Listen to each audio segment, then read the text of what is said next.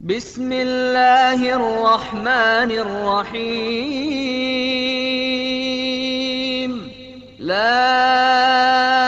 أقسم بيوم القيامة ولا أقسم بالنفس اللوامة. أيحسب الإنسان أن لن نجمع عظامه بلى قادرين على أن نسوي بنانه بل يريد الإنسان ليفجر أمامه يسأل أيان يوم القيامة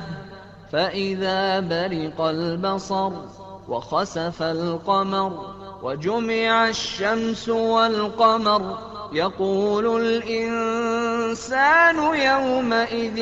أين المفر كلا لا وزر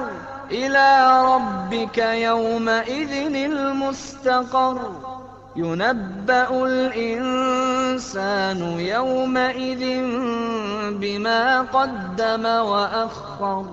بل الإنسان على نفسه بصيرة ولو ألقى معاذيره لا تحرك به لسانك لتعجل به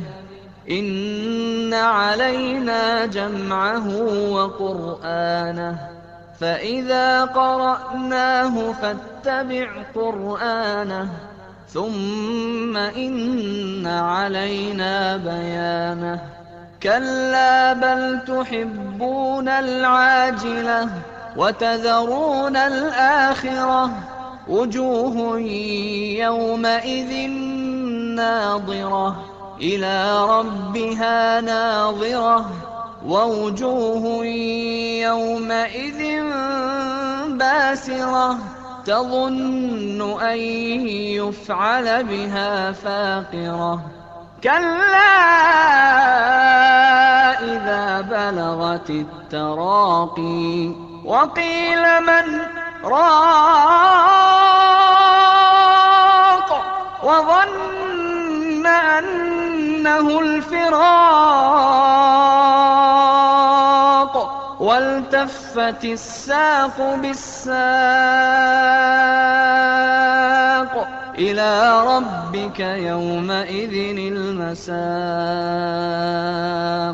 فلا صدق ولا صلى ولكن كذب وتولى ثم ذهب إلى أهله يتمطى أولى لك فأولى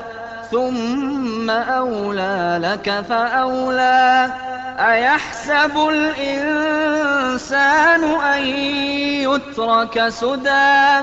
ألم يك نطفة من مني يمنى ثم كان علقة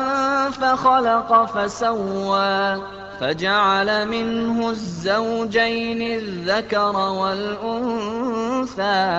أليس ذلك بقادر على أن يحيي الموتى